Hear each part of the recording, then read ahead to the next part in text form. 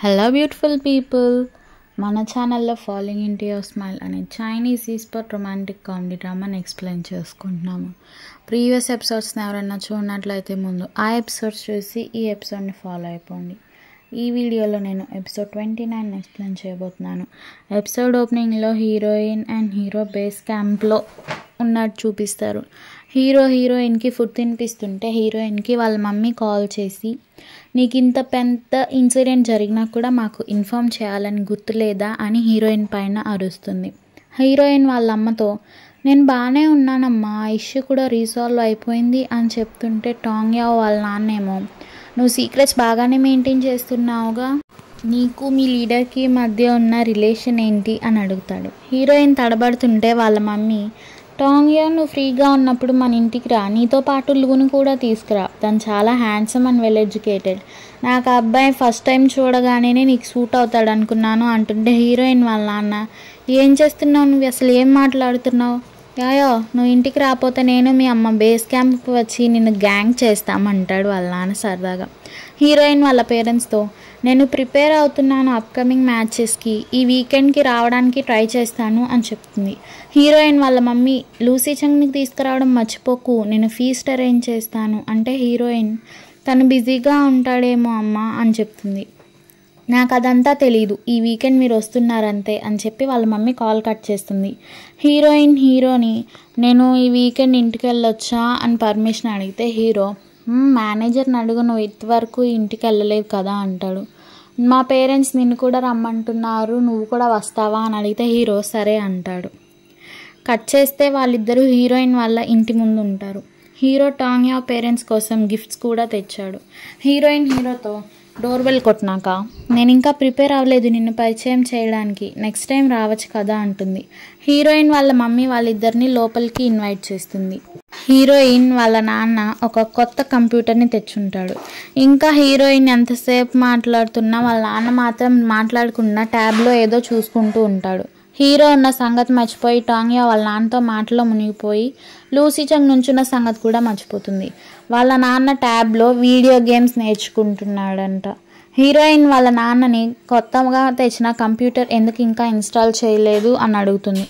దానికి సమాధానంగా హీరో వాళ్ళ నాన్న, నేను డెలివరీ మ్యాన్ వచ్చినప్పుడు బయటికి వెళ్ళాను, నేను ఇంకో రోజుని ఫిక్స్ చేద్దాం అనుకున్నాను ఇది ఇన్స్టాల్ చేయించడానికి అని చెప్తాడు ఆన్సర్గా. టాంగ్యా వెంటనే లేచి హీరోతో, నీకు ఇదే మంచి టైం, ఆల్ ద బెస్ట్, వెళ్ళి ఆ కంప్యూటర్ని ఇన్స్టాల్ చేయి అని చెప్తుంది. హీరోయిన్ వాళ్ళ మమ్మీ ఈలోపు టాంగ్యాని పిలుస్తుంది. లూసీ చంగ్ కంప్యూటర్ ఇన్స్టాల్ చేస్తుంటే హీరోయిన్ వాళ్ళ నాన్న చాలా ఇంట్రెస్టింగ్ అండ్ ఎగ్జైటెడ్గా చూస్తాడు. హీరోయిన్తో వాళ్ళ మమ్మీ, నువ్వు బేస్ క్యాంప్కి వెళ్ళగానే లూతో రిలేషన్ని స్టార్ట్ చేసావా అని అడుగుతుంది. హీరోయిన్ ఏమో, అదంతా అలా అంతా ఏం లేదమ్మా, ఎందుకు అడిగావు అంటుంది. హీరోయిన్ వాళ్ళ అమ్మ సమాధానంగా, మేము బేస్ క్యాంప్కి వచ్చినప్పుడే అబ్బాయిలందరి చూపు ఒకలా ఉంటే ఇల్లు చూపు మాత్రం ఒకలా ఉంది, ఎలా అంటే నువ్వు తన ఓన్ అయినట్లు, అర్థమైందా అని చెప్తుంది. హీరోయిన్ వాళ్ళ అమ్మతో, అవునా, మీరు లాస్ట్ టైం అతనితో అంత ఎక్కువ టచ్లో లేరు కదా, నువ్వు అతనితో మాట్లాడకుండా నీకు ఎలా తెలుసు అని అడుగుతుంది. వాళ్ళ మమ్మీ ఆన్సర్గా, నాకు ఇలాంటి విషయాల్లో చాలా ఎక్స్పీరియన్స్ ఉంది, నీ లిటిల్ సీక్రెట్స్ని నా దగ్గర దాచాలనుకుంటున్నావా, సరే విను, నీకేమైనా ప్రాబ్లం వస్తే ఖచ్చితంగా నాకు చెప్పు అంటుంది. హీరో ఇటువైపున కంప్యూటర్ని ఆల్రెడీ ఇన్స్టాల్ చేసేసి ఉంటాడు.